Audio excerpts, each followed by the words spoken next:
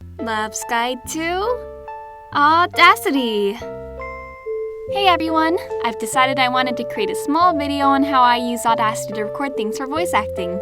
As a side note, I'll only be covering how to use Audacity with USB mic, which I'll put a picture of what one looks like right now on screen, since it's personally the only type of mic I have experience with right now.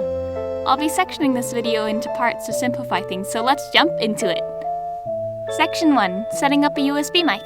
Okay, you have your USB mic. Now what, you may be asking yourself?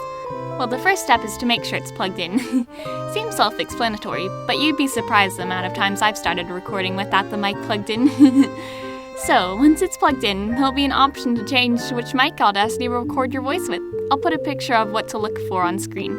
Basically, you'll want to change the recording device to the button where it says USB after the word microphone or something along those lines. Section 2. General buttons. Alright, you have your mic set up and all plugged in. Now comes the fun part, recording stuff.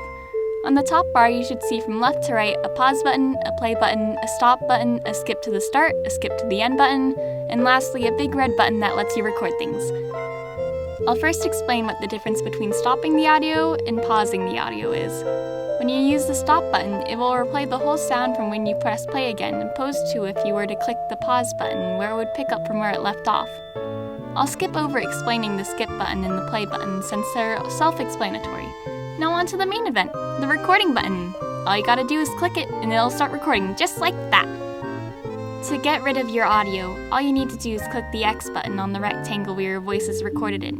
To cut things out of your audio, all you need to do is click down and drag over the audio you want to select, and then click the scissors button. If you didn't mean to remove that specific part of audio, you can always press the undo button or the command Ctrl-Z. Section 3. Saving and exporting your audio.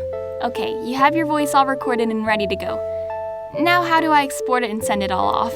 The first thing you'll want to do is click the File button on the top left corner. Then click the Export button. You'll have the choice to export the audio as an MP3, WAV, or OGG audio.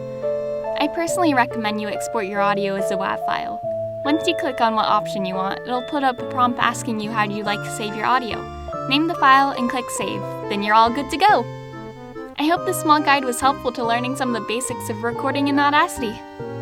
I didn't really go into much detail of how to use the other editing aspects of Audacity since I don't personally use them and I don't have a grasp on them yet, so this guide was mostly how to use the general recording aspect of it.